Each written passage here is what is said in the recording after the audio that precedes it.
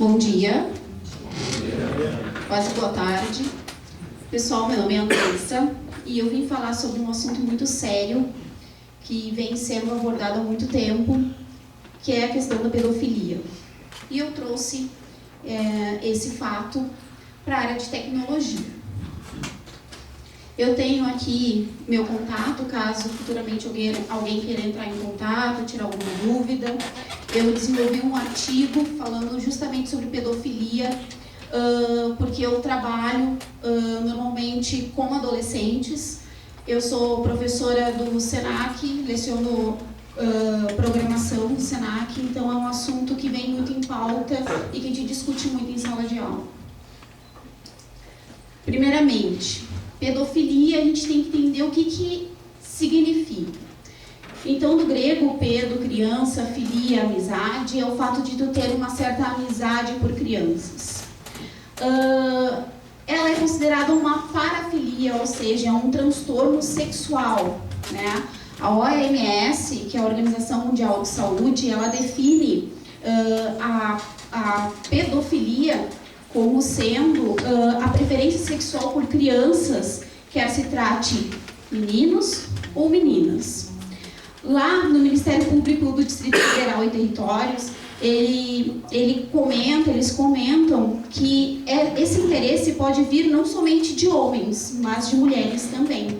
Normalmente a gente tem uma ideia errônea quanto a achar que só homens são portadores dessa parafilia, né?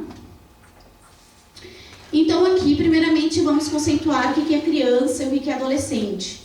Pelo ECA, pessoal, a criança é aquele ser, aquele sujeito até 12 anos de idade incompletos e o adolescente de 12 a 18 anos. Nós temos um fator histórico e é muito importante, eu acabei pesquisando muito sobre isso, e nós temos algumas lendas, né? Aqui no Brasil nós temos a lenda do boto cor-de-rosa, lá na Amazônia. Na verdade, a gente sabe que o boto cor-de-rosa, ele é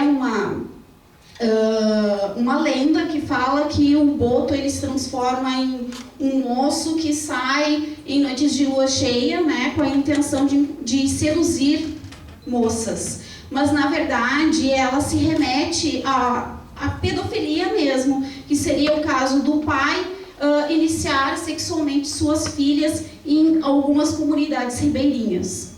Lá na Grécia e na Roma Antiga, tinham alguns fatos em que os professores eram responsáveis por fazer a iniciação sexual dos seus alunos, né? acabando por escravizar sexualmente seus alunos e colocando eles em prostíbulos.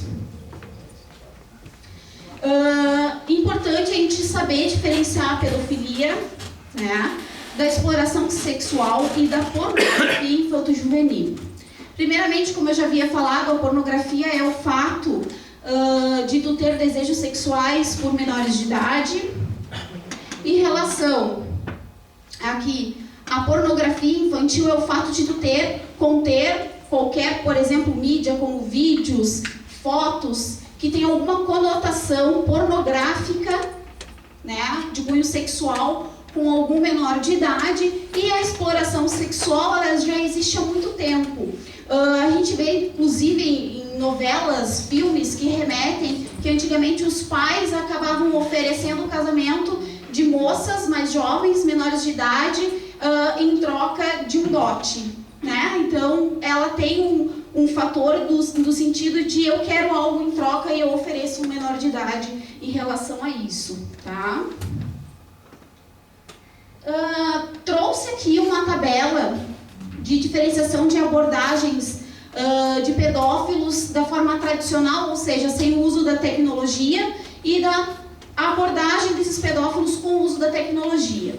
Essa tabela foi retirada do livro Tratado de Computação Forense, e ele remete, basicamente, que antigamente, da forma tradicional, os abusadores eles atuavam de forma com conhecidos, como, por exemplo, o padrasto com filho, com enteado, o pai ou mãe com filho, tio, tia, primos. Então, eles estavam no meio do convívio. Hoje em dia, quem comete esse crime de pedofilia pode estar em qualquer lugar do mundo, pode conversar com qualquer menor de idade, porque eles estão sempre muito conectados, né? Principalmente em redes sociais, WhatsApp, Telegram, etc. Eu tirei do site do IBGE uma estatística muito importante que remete que entre 2016 e 2017 houve uma ascensão no uso da internet no Brasil. Pessoal, a internet subiu, teve um uso, né, ascendente de 69,3% para 74,9% nas residências brasileiras.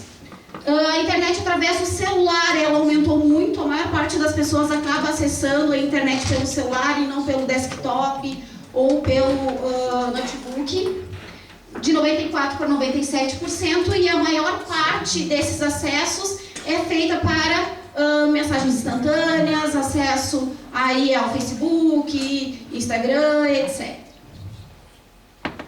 A Safernet, não sei se vocês conhecem, mas ela é uma associação civil de direito privado que ela trabalha com os direitos humanos na internet no Brasil.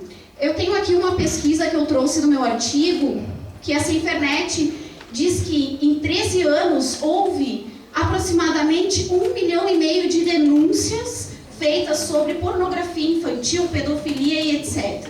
Só em 2018 nós tivemos cerca de 60 mil denúncias. E detalhe, pessoal, em 2018 houve uma convenção e foi até, inclusive, explorado o fato de que no Brasil, em 24 horas, cerca de 320 crianças estão sendo abusadas sexualmente. Falando sobre a pedofilia na web, então, por que pedofilia na web? Pessoal, há um certo entendimento de que a pessoa estará lá com um suposto anonimato, ou seja, ela não vai ser descoberta na web. Os sujeitos que cometem esse crime por meio de tecnologia acham que é um meio de menor risco, né, e maior lucratividade. Depende da boa fé do usuário, dele acreditar ou não naquilo que está sendo feito.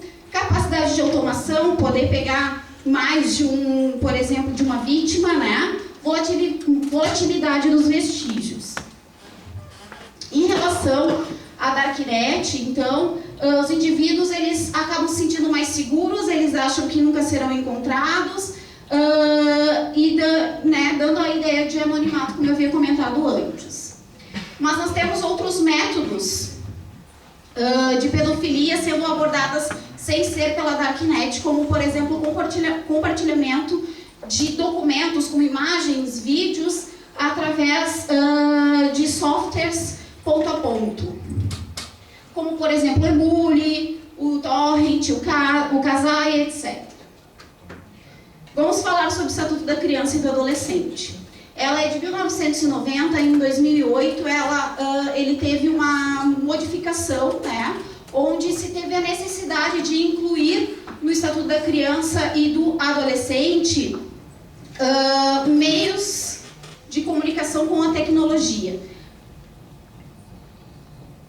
A reforma aconteceu através do artigo 240, 241, onde antigamente se dizia que apenas produzir ou dirigir representação teatral, televisiva ou película cinematográfica era crime através de cena de sexo explícito com criança ou adolescente. Com o uso da tecnologia, foi adicionado então outros verbos como reproduzir ou fotografar, filmar, registrar por qualquer meio este tipo de mídia. No artigo 241, apenas fotografar ou publicar cena de sexo explícito eram abordados no ECA. E em 2008 também entrou o verbo vender ou expor à venda fotografia, vídeo ou outro registro. Ainda foram adicionados o artigo 241A, B, C, D e E no ECA.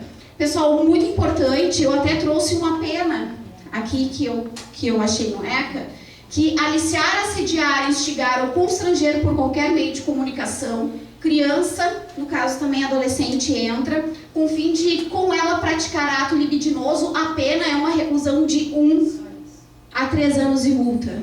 Só isso. É uma criança e é um adolescente. Infelizmente.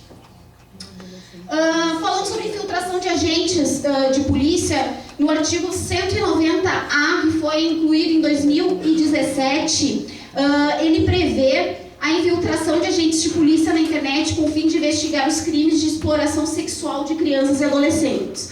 Obviamente que será precedida de autorização judicial devidamente circunstanciada ou mediante requerimento do Ministério Público ou então representação do delegado de polícia.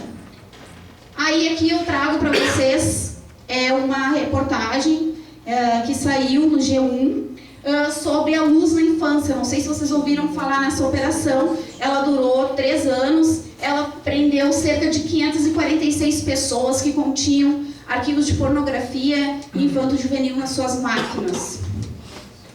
Possivelmente futuros pedófilos ou já pedófilos. Então, a pornografia e a computação forense, para ser investigada, é utilizada de hash criptográfico, que é a comparação entre arquivos que têm o mesmo hash, a verificação de nomes dos arquivos que estão sendo compartilhados como palavras-chave, como essas que estão grifadas aqui embaixo, pedófilo, pedofilia, pedófile e assim por diante. Tem a detecção automática de nudez também, através do tom da pele, né, a cor da pele das pessoas. Existe um trabalho científico, inclusive achei no Tratado de Computação Forense, se eu não me engano foi até o professor Vilar que escreveu esse capítulo, em que eles fazem a detecção de movimentos em vídeo para detectar se é um vídeo de pornografia. A partir da detecção de movimento do vídeo, sendo pornográfico ou não, ele verifica, ele passa para os peritos têm que fazer uma análise para verificar se se trata de um menor de idade ou não. Em relação também ao áudio, foi desenvolvido um framework em que, juntamente com os frames do vídeo e o tom da voz, ou os padrões de voz, também dá para identificar pelo áudio se se trata de um vídeo pornográfico. Algumas ferramentas que são utilizadas pela Polícia Federal, IGP, etc., é o espia Muli. Ele se trata de um código que foi modificado. Ele trabalha basicamente como o próprio Muli e ele faz o armazenamento de endereços IP dos clientes disponíveis para compartilhamento de arquivos. O Child Protection System, ele faz o monitoramento de redes ponto a ponto. O FotoDNA foi desenvolvido pela Microsoft e disponibilizado também para autoridades policiais. Faz comparação de imagens através de um banco de imagens já existente. Então, a gente não consegue ter acesso a esse banco de dados. O NuDetect, muito utilizado pela Polícia Federal também, foi lançado em 2010 e também faz a análise de imagens, vídeos, nomes e também faz a análise de hash de arquivos encontrados em uma máquina. O Recuva, ele faz a recuperação de arquivos que já tenham possivelmente sido deletados pelo indivíduo em questão que está sendo estudado, né? E o Access Data FTK também disponibilizado aí pelos professores para quem fez especialização e faz especialização no IPOG, que a gente consegue fazer o scanner do disco rígido inteiro para verificar quais são os arquivos que estão ali ou estavam, caso tenham sido deletados. Achei numa pesquisa que eu fiz que o Google, ele no final de 2018 anunciou um software de inteligência artificial que ele faz uma ampliação de 700% no número de materiais encontrados em relação à pornografia infantil. Além dele já utilizar banco de dados existente de imagens, vídeos, etc., ele também pode utilizar outros tipos de banco de dados ou não identificar por banco de dados e utilizar a identificação pela inteligência artificial. Vocês conhecem esse aplicativo? Poucas pessoas conhecem e eu vou dizer para vocês, eu não conhecia, eu só conheci quando eu comecei a pesquisar sobre o assunto. É o app de denúncia Projeta Brasil. vocês podem fazer, nós, como comunidade, podemos fazer denúncias de qualquer tipo de abuso sexual realizado por menores de idade.